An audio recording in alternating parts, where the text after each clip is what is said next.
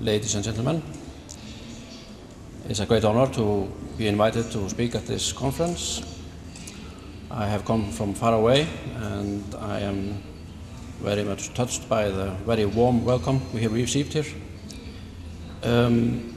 I was a bit hesitant in accepting to come here, not because I didn't want to go all the way to China, but because in Iceland there isn't that much wood to talk about. It's a rather woodless country, and archaeologists, they don't find much of wood either in the soil. If you come to Iceland, you will notice that it's a rather naked landscape, and what we call forests is something that you wouldn't call forests. These are rather low sort of birch trees here and there scattered in the landscape. And there is this joke about Icelandic forests. What do you do if you get lost in an Icelandic forest? You stand up.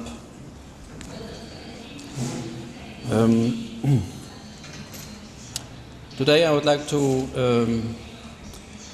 talk about wood in Icelandic culture from the archaeologist standpoint. Although there isn't much of it, it is still a resource, source of information that we find interesting to explore. As you all know, wood tends to rot away in the soil, and there isn't much left of it when archaeologists dig up very old ruins.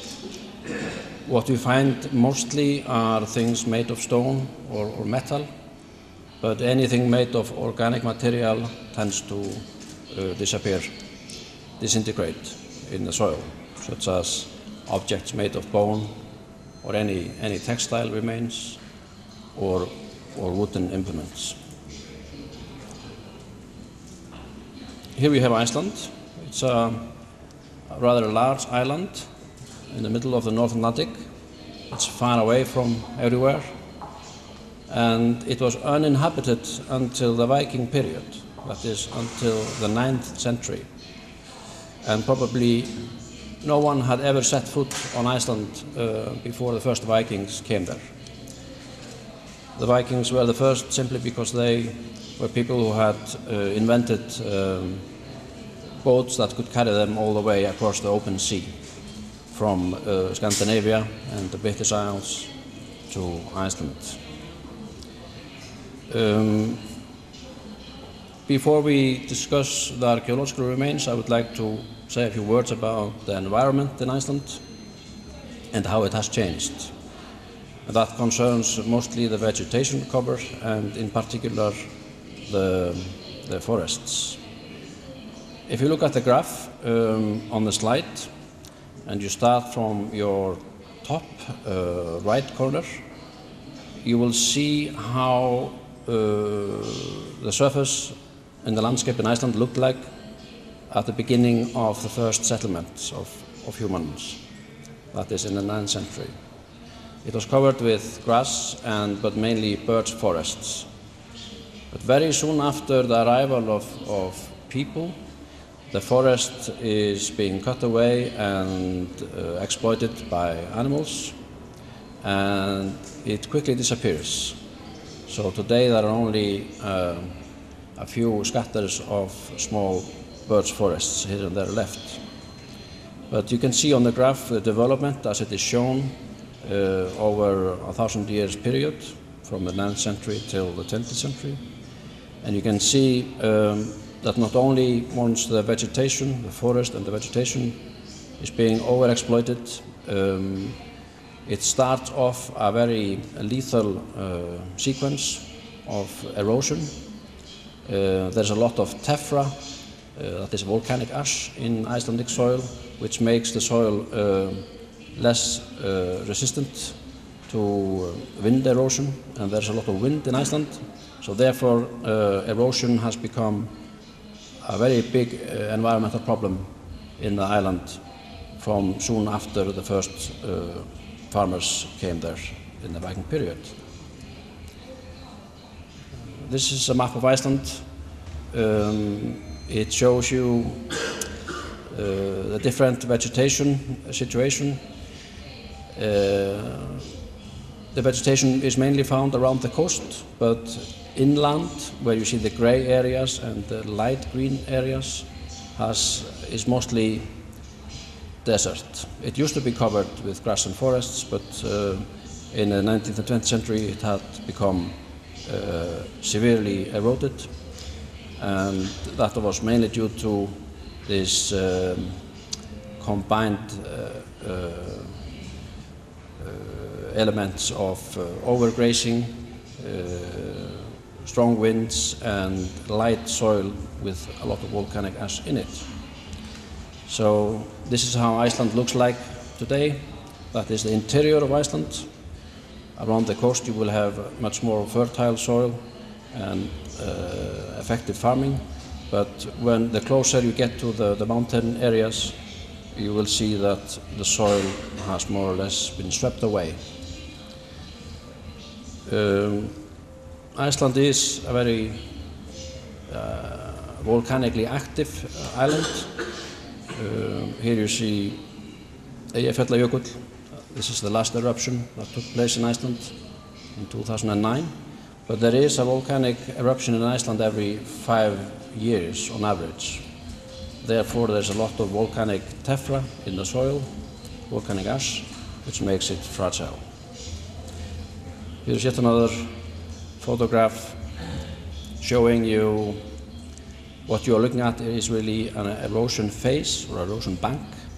At top you see the vegetation. You can see, if you look well, you can see a man standing to the right in the photograph. That gives you the idea of the depth of soil, and this is where the erosion has stopped. So you can imagine how many millions of tons of soils have been blowing away.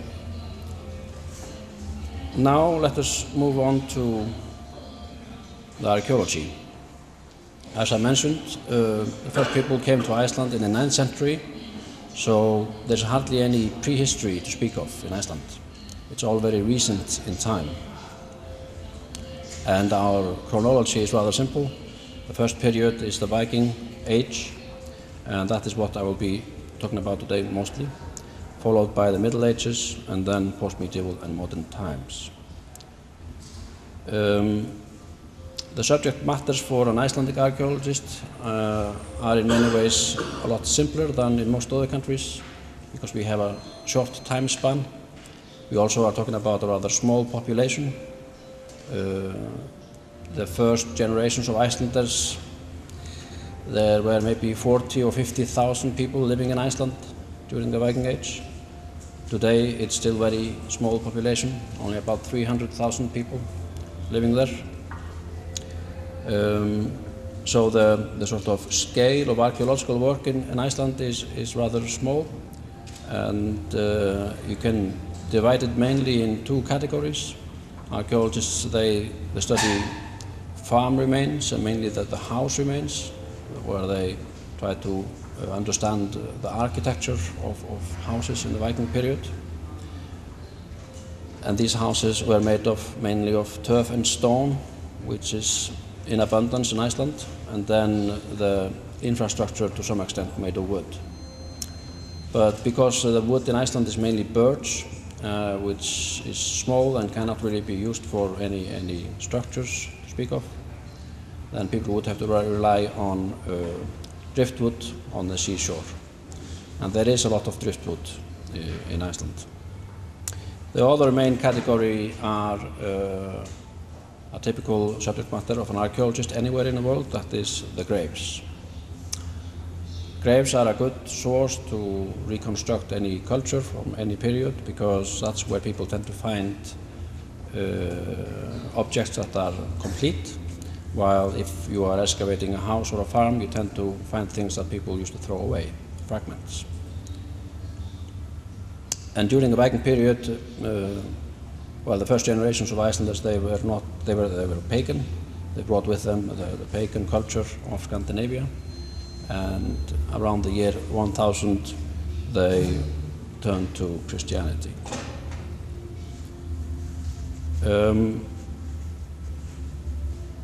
archaeologists, they can be very modest sometimes. And one of the things that they can find extremely interesting are holes in the ground, even very small holes. Here you have a photograph of a house structure, a typical Icelandic house structure. It has been excavated, 2 quarters have been excavated, and on the photo you see very low turf walls. This is just made of turf. And on the inside you may see a few holes in the floor, and this is what archaeologists interpret as post holes. That is, this is the only evidence we have of the superstructure. That is, that this was a house with a roof.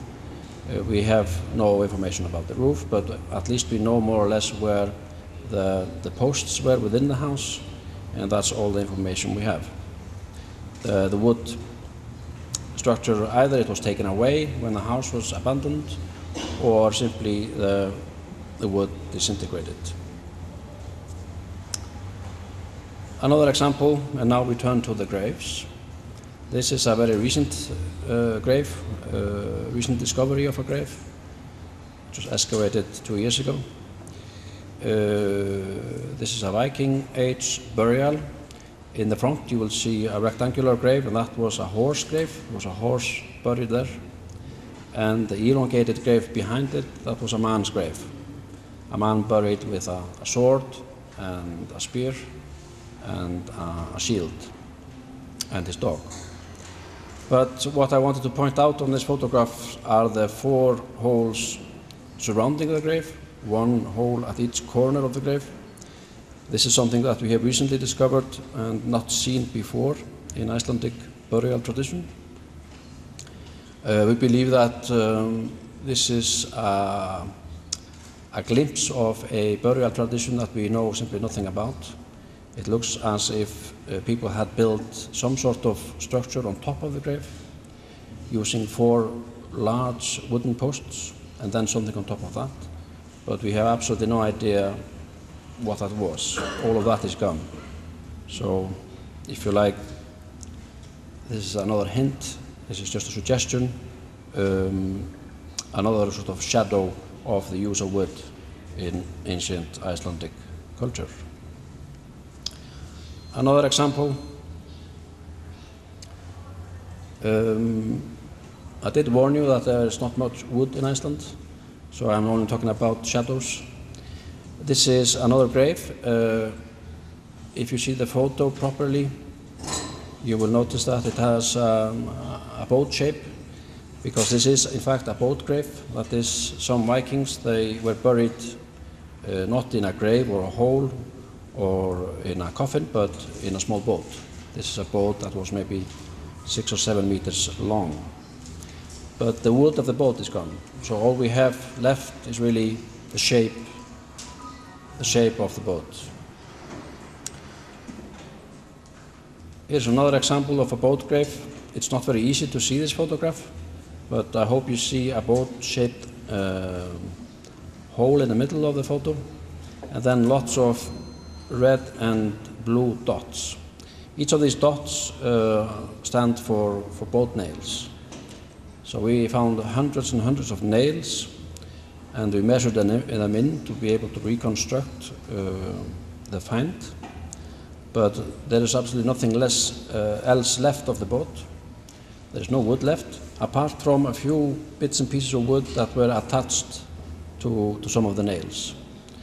And we had that wood analyzed, and we were told by specialists that this is wood that the boat seemed to have been made of pine wood and larch, neither of which have ever grown in Iceland. So the boat was probably made out of driftwood, and that driftwood originates in Siberia, and it takes a few hundred years to come by the sea over to Iceland. There are, if you look around, there are bits and pieces of interesting remains of wood out in the country. This photo was taken by an archaeologist who was on a summer holiday with his family, and he was driving around the countryside, and he saw this fence and this funny-looking fence post. So he stopped and took a better look and realized that this was no ordinary fence post, but it was actually a piece from a very ancient loom from the Viking period. And the National Museum of Iceland did not have any example of it, so this fence post was taken and is now kept at the National Museum. Another example, again, an archaeologist visiting a farm out in the country, and the farmer showed him an old wooden chair, and the chair had been made of all sorts of wood, and one of the pieces of the wood had a nice decoration, and the archaeologist saw immediately that this was something extremely important, and it happens to be a decoration that dates back to the Viking Age. It's a classic Viking Age style from the late Viking period, and dates from the 10th or 11th century, and was probably part of a much bigger wooden panel. So there's nothing left of that sort of panel wall decoration except this tiny piece. And this is the only piece in the world that has survived with this classic Viking style decoration. It's called the ringerike. We have different Viking Age artistic styles, but this one is mainly known in metalwork, but here we have a nice little example of woodwork. Another example of these bits and pieces that have been found are small pieces of wood with inscriptions on them. Here we have an example of a runic inscription, which was the alphabet used by the Vikings. This tiny piece is covered with interesting runes. The only problem, even though we recognize the letters, nobody has been able to decipher what stands there. If you want me to read this is in Old Icelandic. It sounds something like that makes no sense to me. It may be maybe some sort of magic. It may be some sort of graffiti. It may be that somebody was simply exercising to make runes. We don't know. But this is one of very few pieces that have been found, and it's an interesting reminder that there are so many things that people may have been doing that is lost simply because of the medium they use, that is wood. And finally, my last example, another object made of wood. This is made of pine. It's a spindle to spin thread. Usually the spindle whorl is made of stone, but this one happens to be made of wood, and it's broken. It's nicely decorated, and in addition it has also an inscription.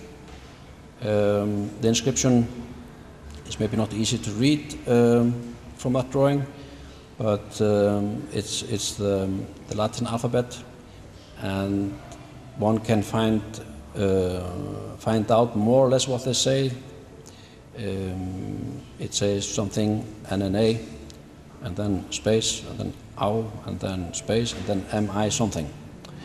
It's likely that it says Anna á mig, Anna being the personal female name, and the inscription reading as Anna owns me.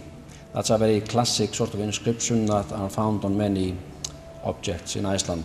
Often the husband or the boyfriend may have made the object for a woman and then added an inscription to sort of sign it to that person. These are very small objects and most of them broken.